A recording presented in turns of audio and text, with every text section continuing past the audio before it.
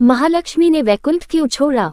एक बार ऋषि भृगु, जिन्हें माना जाता है कि उनकी एक आंख उनके पैर पर है, वो सच्चा ज्ञान प्राप्त करने के लिए पूरे ब्रह्मांड के चक्कर लगा रहे थे। पहले तो उन्होंने भगवान ब्रह्मा का दरवाजा खटखटाया, लेकिन भगवान ब्रह्मा उस समय विष्णु का नाम जपने में इतना तल्लीन थे कि उन्हें ऋषि भृगु की आवाज नहीं सुनाई दी। ब्रह्मा के इस व्यवहार पर गुस्साए ऋषि भृगु ने ब्रह्मा को शापित कर दिया कि इस पृथ्वी पर अब कोई उन्हें नहीं पूजेगा। उसके बाद ऋषि भृगु शिवा के पास गए।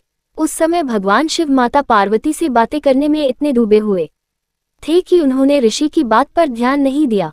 तब गुस्साए ऋषि ने भगवान शिव को श्राप दिया कि अब से केवल उनके लिंग की पूजा होगी। इसके बाद ऋषि भृगु भगवान विष्णु के पास गए और उन्होंने भी उनकी बात को अनसुना कर दिया। इससे गुस्साए ऋषि भृगु ने भगवान विष्णु के सीने पर जोर का वार किया। माना यह जाता है कि भगवान विष्णु के सीने में माता लक्ष्मी का निवास होता है। ऋषि भृगु को शांत करने के लिए भगवान विष्णु ने ऋषि के पैर पकड़ लिए और उसे आहिस्ता से दबाने लगे।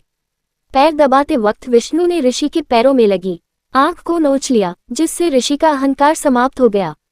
ऋषि ने अपनी गलती के लिए माफी मांगी, लेकिन माता लक्ष्मी भगवान विष्णु से नाराज हो जाती है और वैकुंठ छोड़कर धरती पर चली जाती है। लाचार प्रभु विष्णु देवी को ढूंढने के लिए पृथ्वी पर वैंकट पहाड़ी पर एक इमली के पेड़ के नीचे शरण लेते हैं। इस दौरान भगवान ने खाना पीना और नींद त्याग कर माता लक्ष्मी को वापस बुलाने के लिए ध्यान करने लग गए। भगवान विष्णु का दर्द देखकर भगवान ब्रह्मा और शिव एक गाय और बछड़े का रूप लेते हैं। चोल देश के राजा उन्हें खरीदते हैं और वैंकट पहाड़ी के खेतों में चरने के लिए भेज देते हैं। भगवान विष्णु को ढूंढकर गाय उन्हें अपना दूध पिलाती है, लेकिन जब रानी को पता चलता है कि गाय दूध नहीं दे रही है तो वह बहुत नाराज हो जाती है।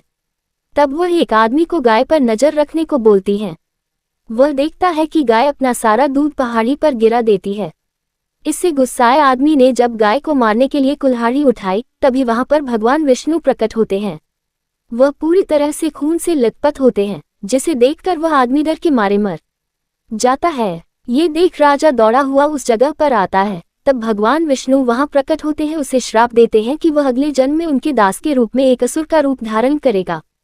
ये बात सुनकर राजा भगवान से माफी मांगता है, इसलिए भगवान विष्णु उसे माफ कर देते हैं और वरदान देते हैं कि वह कसा राजा के रूप में पैदा होगा और अपनी बेटी पद्मावती का हाथ विष्णु के हाथ में देगा।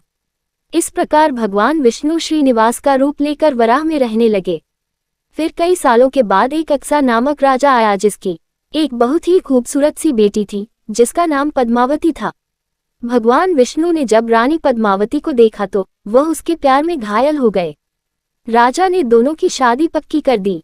भगवान विष्णु ने अपनी शादी का खर्चा उठाने के लिए धन के देव कुबेर से पैसे उधार लिए। तब जाकर दोनों की शादी हुई और तब से माता लक्ष्मी फिर से भगवान विष्णु के दिल में समा गईं।